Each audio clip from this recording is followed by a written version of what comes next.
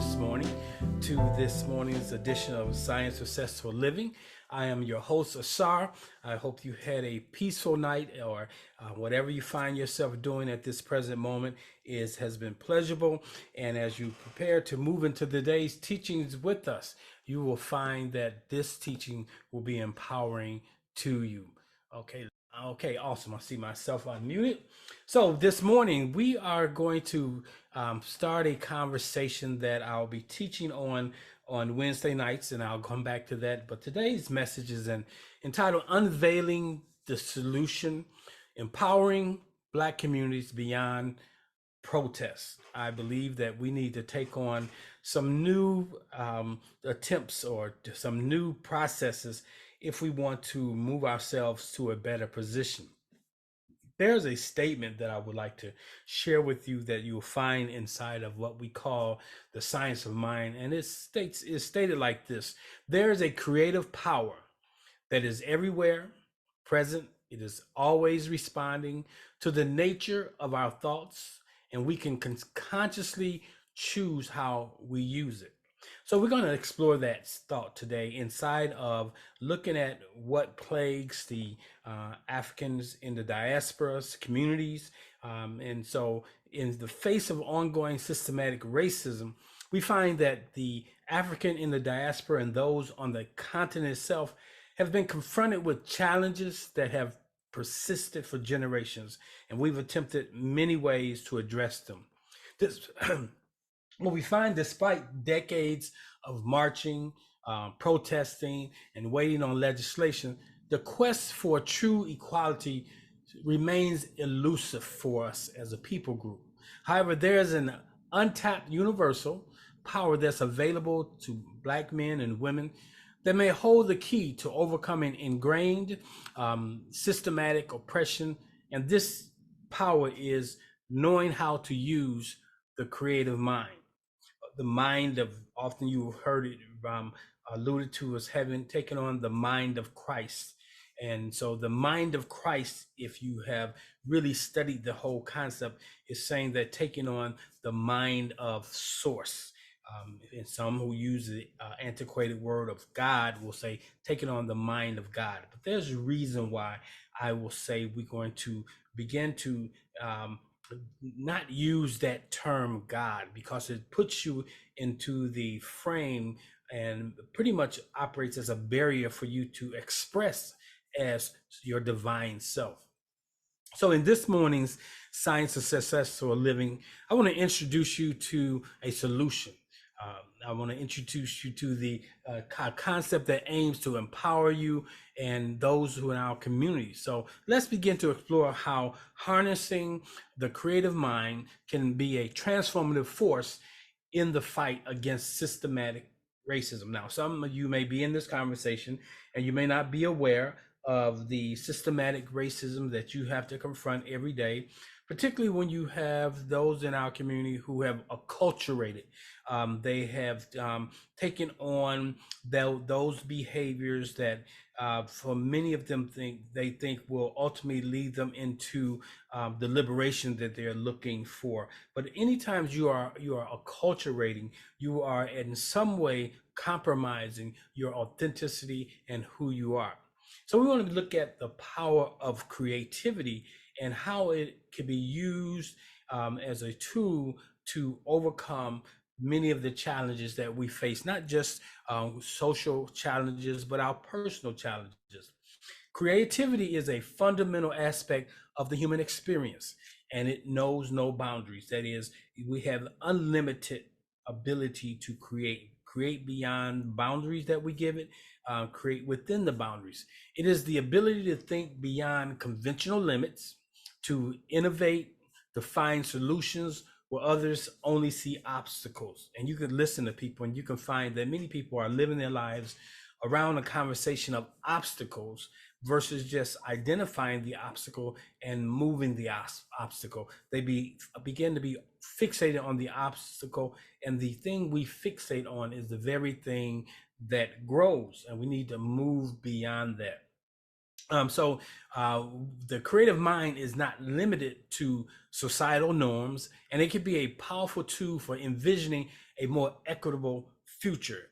That is, if you understand that you have the essence of the creative mind in you. So it starts with being able to think beyond the box and operate outside of the box. One of the challenges in the fight against systematic racism is that it often operates within a deeply ingrained structure that resists change. And anytime you go into a conversation of liberation that pulls in words like struggle, then what you're doing is pretty much projecting into your future more of the thing that you are desiring to overcome. So we have to learn to shift from the thing that is observable to the thing we want to observe. Protests and legislation efforts are essential components of what most label as the struggle. It should come afterwards, but the protest should not lead to liberation, but the protest should be part of the liberation. Well, they in and of themselves, which we have come to find, are not sufficient. How long have we been marching? I'm 63 years old. I can remember observing all the marches from the 60s. I was a child and wasn't old enough to participate, but that's my world was framed around observing all of these things. And as I look back over the 60 years, I can see that much of what we were doing has not gotten us anywhere. Although early on in the 70s, we began to see the fruit of the labor of the 50s and the 60s, but that was short lived. And it wasn't so much short lived, I believe, because someone came in and took back what we had, the ground we had made, as much as we gave up the ground. And a lot of times the ground was given up because of we were not cultivating the right mental attitude, and we were holding on to un, um, ideas and situations that had transpired, but yet were still very present because we had not let them go. So we have to learn to release things. To truly affect change, it's crucial to think beyond the thing that is observable, which we will call the box, and envision new possibilities. So you can desire change, but do you have a picture of what you would like that change to look like, or you just want the relief? This is where the creative mind that comes into play. And we're going to really spend some time teaching individuals, teaching those who follow us on Wednesday nights, how to effect change by using the mind first, and everything else will be secondary. Don't, we have these exercises that we go through in futility, and but they don't get us the outcomes we desire. So let's look at a couple truths this morning as we go deeper into this conversation. I want to say good morning to those of you who are on the YouTube channel, and all those of you who are in the Zoom room. I see you there. It's good to see such a nice size or a large audience of people joining this morning. So let's take a look at some of the truths as it relates to the divine mind, using the divine mind. So first we have to start with what I like to call cosmological approach. Now that is the stories that we have that tell us about the beginning. Many of us are familiar with the Bible as a book, and Genesis talks about the cosmological story. Source from a creative idea initiated the creative thought process that brought forth creative beings that are individual expressions of it. Now, let me say that again in a way that you understand what I'm saying. When we look in Genesis, we see that it is a story that talks about creation. And it gives us an example of how a divine idea, which was taken to the process. The creative mind, which source is all about creating. It decided to create a being that represented itself, that it could be in this world in which we live and act as it was a divine being. But we haven't really expressed in that way. Many of us are expressing, the vast majority of us express as mere human beings. And we take on practices hoping that those practices will give us the outcomes. But until we fully actualize or firstly accept the idea that we are divine spiritual beings, that we have been created in the image and after the likeness of source itself, and we have been given the propensity to show up as an expression of source. Until we can embrace that and fully step inside of it, we'll never have the expression of life that we truly desire. We have found that religion hasn't done it for us. We have found that just going to school and getting degrees hasn't done it for us for the most part. But there is a more perfect way, and that more perfect way is to first identify as a divine spiritual being, not simply as a human being. We have to also realize that each of one of us represent a different expression of source. And even though we are different, we are all made up of the same source. We are all by nature, we are all divine spiritual beings. And we express differently, but we, each of us expressing differently, is an opportunity for source to experience that which it has created. And so as we express, we have to always remember that we are not expressing as mere human beings, but we are expressing as divine spiritual beings. We have to understand that we have been empowered to create the lives we desire. We have not been taught that. We have been told that we have to pray, we have to find out God's will, and all of those things that elongate the process that we're in. And many times people will go their entire lives and never get to express in the way that they have the capacity to express. So the second truth that we must, so the first truth being is that we have to understand that we are created in the image and the likeness, and that we in essence are, for the lack of the, for to use the term that we're so familiar with and that we find in the biblical source document, we are gods. Now that presents a level of stress for individuals, because the belief system that you've been given is that you are a mere human being, and that no way could you be God, because you're always told to pray to God, to ask God, to seek God. But you are the God. You are the divine representation of source. And you have to show up knowing that you're not separate from source, but you are a divine spark of source. Just like we have an ocean and we have drops that we can get out the ocean that represent the ocean. Each one of the drops is a representation of the ocean, has all the ocean stuff, but not at the magnitude of the ocean. But when you look at all the drops as being a oneness of representation, then you have the ocean.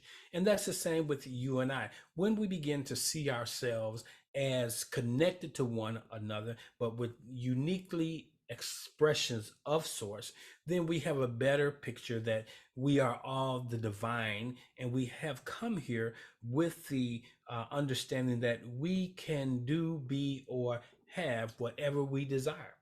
Is you were not sent here necessarily to fulfill a particular program like we have often been told that we have, but you have been sent here with an understanding that you must reconnect with your divine source, your divine self. And when you learn to reconnect with your divine self, now the journey begins to unfold very differently. You're no longer a victim.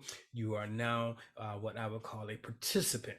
And you don't look at contract as something that be ran from, something that is not to be addressed, but you see contrast just as another opportunity for you to get the clarity of the powerful being that you are.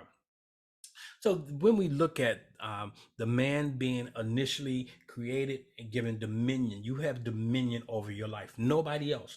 No one should have dominion over you. The source does not even have dominion over you, because it created you and gave you a free will. Now that goes against religious teachings that God is in control. No, source is not in control. You're in control. It's in control naturally of the things that keep the cosmos running decently in order. But when it comes down to our lives, when it even comes down to when we look at the environment today, source did not create many of the calamities. The calamities are coming forth as a result of man's tampering with, man's not cultivating, or what I would like to say, man not being a good steward of this earth realm. And so we have, all the natural calamities that we have because of the pollution, the emissions from factories, and all the things that we do that don't align with a universe, or not a universe, but an environment that is conducive to the longevity of life. Because if we keep going in the way we're going, we are ultimately going to extinguish our present experience. But because of the way the world has been created, we won't be able to destroy the world in its entirety. We'll just have another event where man pushes the reset button. So the second thing I wanted to bring to your attention as we talk about employing the principles and walking in the power is that has to do with our thoughts. We know that as you think repetitive thoughts, they frame your beliefs, and your beliefs ultimately express out as your reality. Now, let's say that again. As you think repetitive thoughts, or whatever you find yourself thinking most frequently, this thought ultimately frames your belief, and your beliefs ultimately express out as your reality. You've heard it said, be it according to your beliefs. So what is showing up in our lives in most cases has to do with a belief system that we are cultivating or living life. We filter life through. Let me give you an example. When we look in the story of Job, he made sacrifices. You remember, he made sacrifices, and he did it daily. And if you read that story, it talks about he did it in case his children had violated God. Now, first of all, you can't violate God, just like you cannot violate the law of gravity. Okay, because if you step off the ledge, you will meet with your demise. You can't violate God in any way. None of us are that big that we can create an infraction towards God, but you can violate yourself. You can play yourself into a situation that doesn't represent your highest and greatest good. So in this particular scenario that Job was running in his mind, he believed that he could, and because he believed that he could, he offered sacrifice daily. And so he was offering sacrifice daily from the perspective that his children would do something wrong, and he wanted to avoid a certain scenario. But the very scenario that he wanted to avoid, he brought into existence, and it wasn't necessarily because his children did anything wrong, but it's his level of like expectancy. So we have to really watch what we do based on the thoughts that lead us to doing it. Many times we do things thinking that it will, in essence, give us a different outcome, but it's the thought behind the thing we do that really comes forth. And the thought of the calamity ultimately came, and that is he lost wife, cattle, and children, and everything he had was gone. Now, this is a story about Job. It's a story about how his thought process, and life is about you. It's about your thought processes. When we look at this, we see the principle of oneness of being. That is, he's one with his, we are all one. Just as well as we are one with source, we are all one with one another because we are all made from that invisible source. Okay, so this allowed him to intercede. And we use this type of prayer when we are praying for, when we're interceding on the behalf of someone else. We become one with that person. So if I'm praying for you, I don't stand over here and pray about you over there, but I really identify with the oneness of being, and I pray from my perspective, or I treat from my perspective. And we're going to learn a little bit more about that as we move through the Wednesday teachings. There's a problem though. The problem is he was operating from a negative, undesired state. He was focusing on what he didn't want, desired to experience, although he was doing something that he felt would keep that from happening. The the guiding thought behind it was the potential of the thing undesired. Ultimately, we find that the calamity he was treating for expressed in his life. So, as Africans in America and in diaspora, we have to ask, what are we unconsciously treating or creating in our lives? We are cultivating continued oppressive and racist acts in our world when we solely reflect on our past experience and hold the past to be the truth of our present. Now, let me say this. I'm part of that conscious community, and many times I see people, their dialogue is about what has happened. Their dialogue is about preventing something from happening. But to prevent something from happening, that tells me that you are concentrating on what has happened. Am I saying that we need to act as though it never happened? No, but I'm saying there comes a place where we need to be able to move away from it. And when we do revisit it, that we are not emotionally attached to it. But we have unfinished business. And so you can remove the psychological, you can remove the change oppression from an individual, but if there's still the psychological change, that is what's holding people. And what I believe that for the most part, the Africans in the diaspora and those on the continent too, for the most part, are still very much impacted by the psychological effects of the enslavement period. We have yet to really fully release ourselves from it, but we can do that. So we must learn how to do a couple things if we really want to move beyond being enslaved to our past. That's important. So we got to look at what's behind what we're thinking, and then we must begin to address that. We must learn how to work with the divine power that is available to all of us, every one of us, not just us as a racial group, but to all individuals on the face of the earth. We have this ability, we have access to a divine power. The creative mind is mechanical and mathematical according to our thinking. This is the divine power that we have access to, that we have yet to tap into and begin to use. But over the next few weeks, we want to look at that. We're going to look at that. We're going to explore the laws of the mind and how it's used in action. But we really want to start with knowing that there is an individualized universal power that's available to each of us and that we can use it. We must understand that each one of us has a power available to us that we can use, and we have to use it individually. And as we use it individually and we come together collectively and we're all operating using the same principles and practice of this universal mind, we'll find then and only then can we be liberated, because liberation does not start with the group. Liberation starts with the individual in the group. So we must learn how to work this divine power, again, that's available to each of us. The second part of that is the clarity of thought is essential to produce the desired outcome. So we must be clear on what is it that we're seeking to experience. So I'm not just talking about from the perspective of liberation, but in your life, what is it that you desire to experience?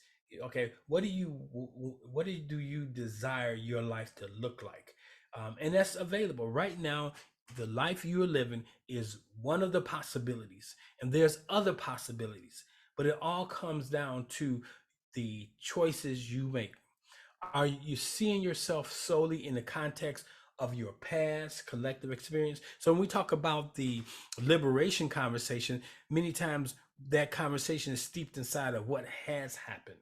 And even outside of the liberation conversation, when you're talking about healing, when you're talking about wholeness, when you're talking about wealth, are you seeing yourself in the context of what you've experienced in the past? So our image is what we are imaging. Our image is what we're imaging, and it determines what shows up. That's why it says we were created in the image after the likeness. So we have the propensity to show up as source. and we have the ability to operate as source or like source. And this is a concept that we must really begin to embrace, that we are made of God's stuff, or the source, the stuff of the universe, and that this the very same thing that created this universe is the very same thing that created us, and that it created us in his image after his likeness. We're almost like a carbon copy. So we have to learn that our image is what we're imaging. So how you see yourself, what you're playing in your mind. So imaging has to do with thoughts. So what you are thinking, the thoughts that you're thinking become the life that you are living. What do I mean by that? Thoughts precede things, and all things are a result of thoughts. Let me say that again. Your thoughts precede the things, and all the things that you are experiencing, all the things that you have, are a result of thoughts. Now, a thought is behind everything. Okay. In the beginning was the word. Before there's a word, there was a thought. So when you look at the one thing about when we look at traditional Christianity and the Bible itself, many of the principles that are put into the Bible have been put in there, but they have never been properly explained, because the source documents that they got this information from in the Bible has been either burned or hidden. And so you're trying to understand a first generation teaching through a second generation document. And so we have to begin to now deconstruct and reconstruct these teachings. So when this thing talks about in the beginning was the word, no, in the beginning was the thought. When you look at the cosmological story of the ancient Nile Valley civilizations, it started with a thought, and the thought created from itself, and it went out from there, and ultimately creating man. And we will look at that also as we explore the divine mind and the creative principle. And you have the same propensity. It all starts with a new thought. The way you've been thinking about things, is it giving you the thing you desire? Then you need a new thought. That's really what it says. So your thought precedes the things that you will experience. And all the things that you are experiencing is a result of the thoughts that you're thinking. Now that's important. So and now some of your thoughts are conscious, and some of your thoughts are unconscious. So you can have unconscious thoughts that bring situations into your life that you don't consciously desire, but because of the uncontrolled, uncontested thoughts that you have, you're not examining your thoughts. You're not pulling down thoughts that don't align themselves with what you desire to express as. These things just show up. It's like a garden that's unattended. If a garden is unattended, all kinds of things can be blown into it, and if it's not taken out of that garden, it's going to grow in the garden. So that's important. So thoughts precede things, and all things are a result of your thoughts. So we must begin to explore our thoughts. And you may say, how do you explore your thoughts? So, well, there are some things you can do. First, you simply inventory what is showing up or expressing in your life.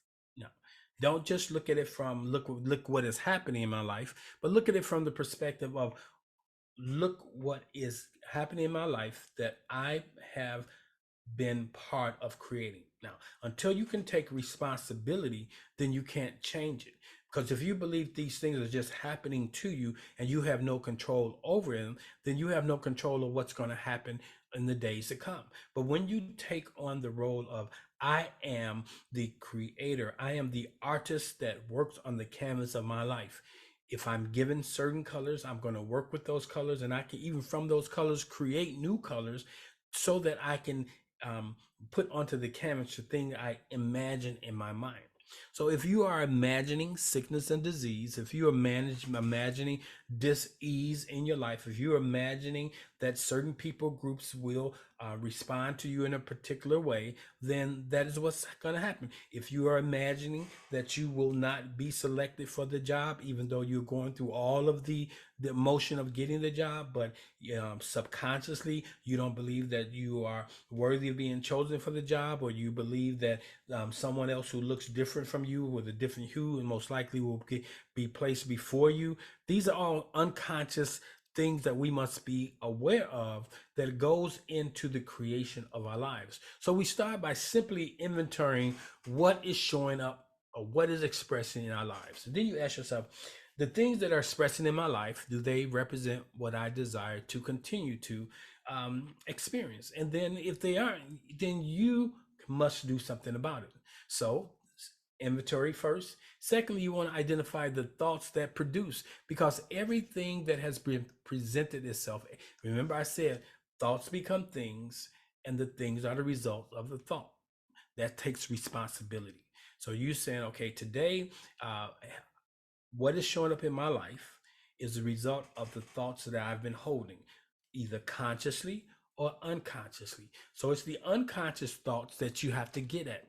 And your unconscious thoughts are really what we call your beliefs.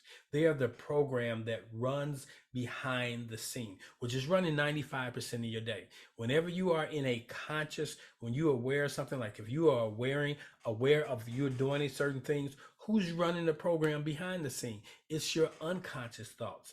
And we spend more of our day in an unconscious way than we do in a conscious way. So we have to learn to, first of all, identify what program do I have that is part of what is showing up in my life that I don't desire to continue to experience. So you identify the thoughts that produce the things, the experience. Now, what do you do then?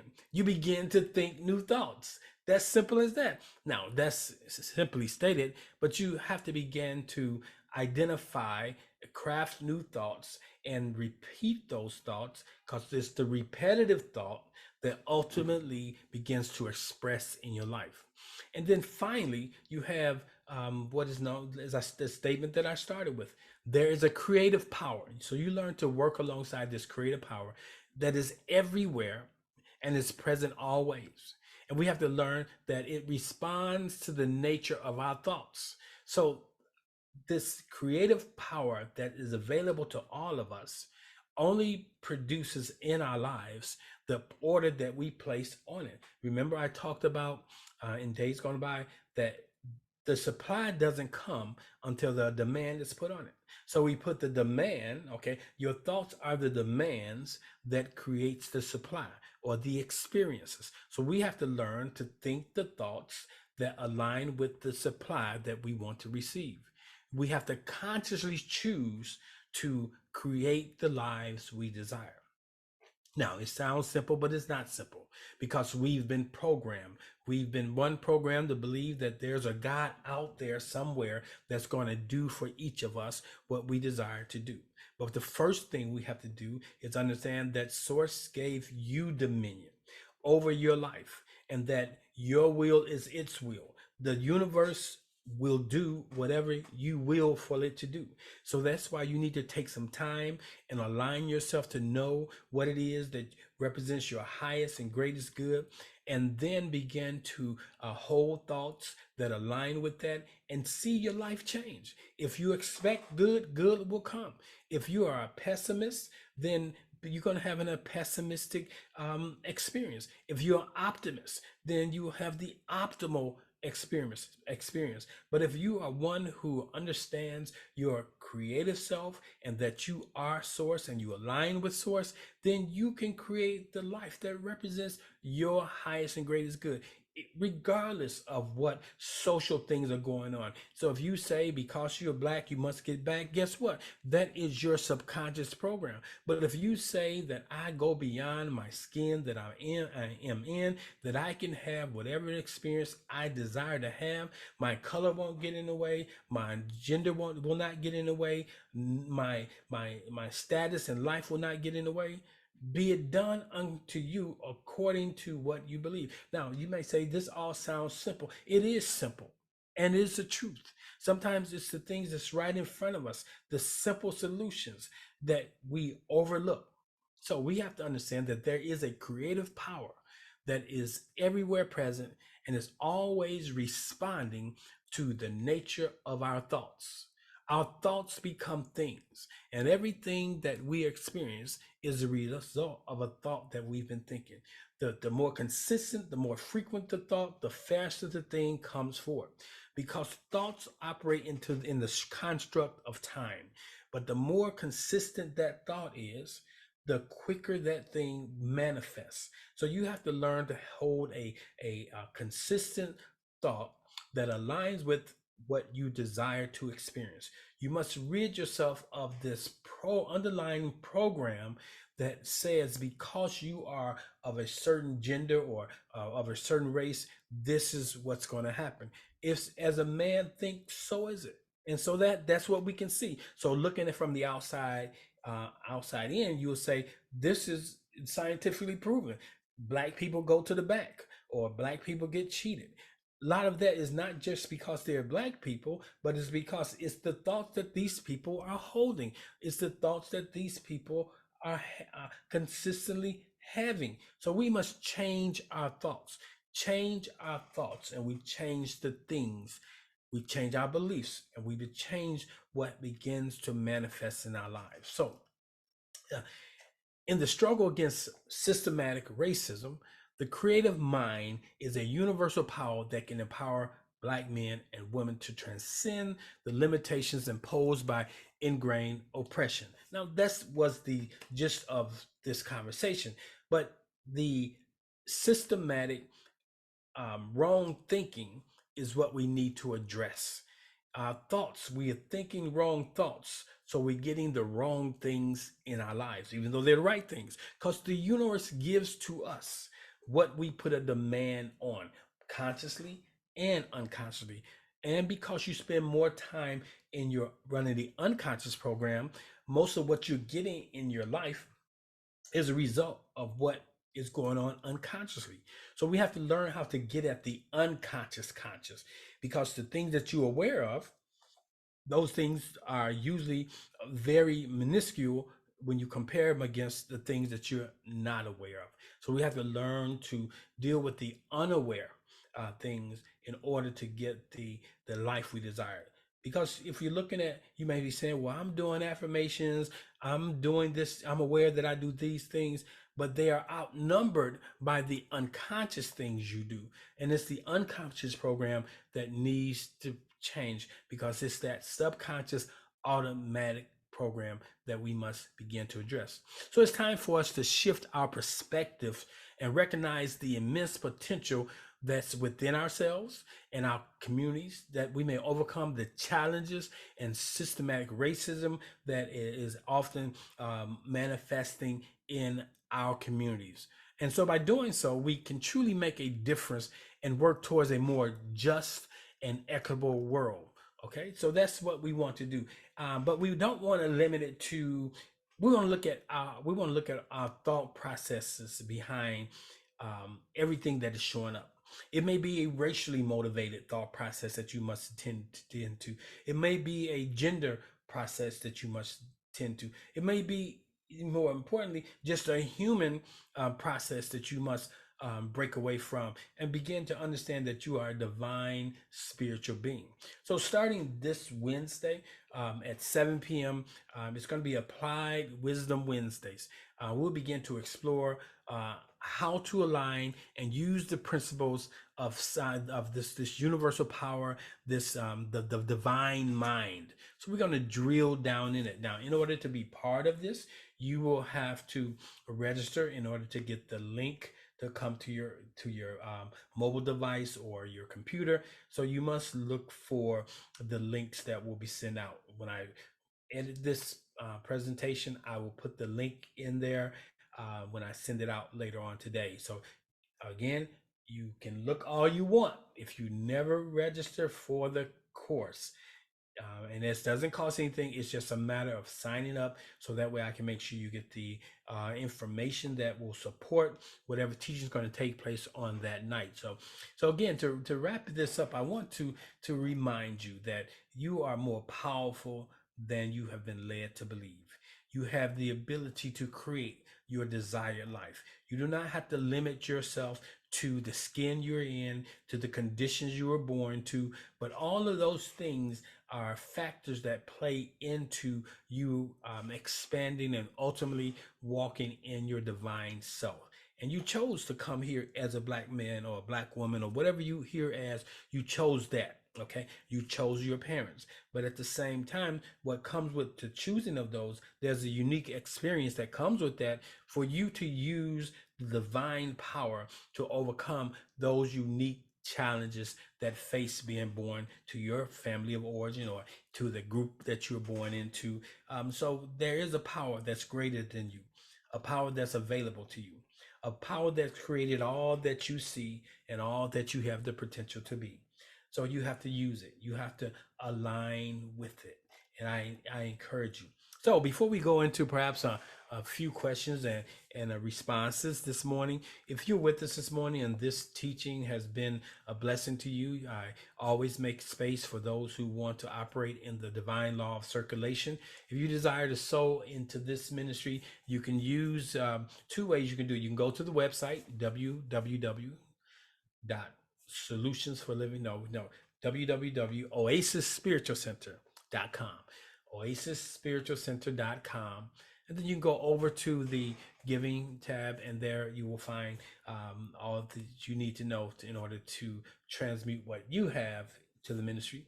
Or you simply can give by way of Cash App or Zelle by using the following number: 708 368 1076. Again, 708 368 1076. And what we do each week, as we are at that point in our service where those who desire to be a blessing, you can sow that seed into the ministry. But we have a prosperity celebration or statement that we make. And it goes like this. Repeat after me. Divine love through me blesses and multiplies all that I am, all that I have, all that I give, and all that I receive. Circulate, circulate, circulate. Thank you for participating in this morning's offertory. So let's see if there's any questions out there. I cannot see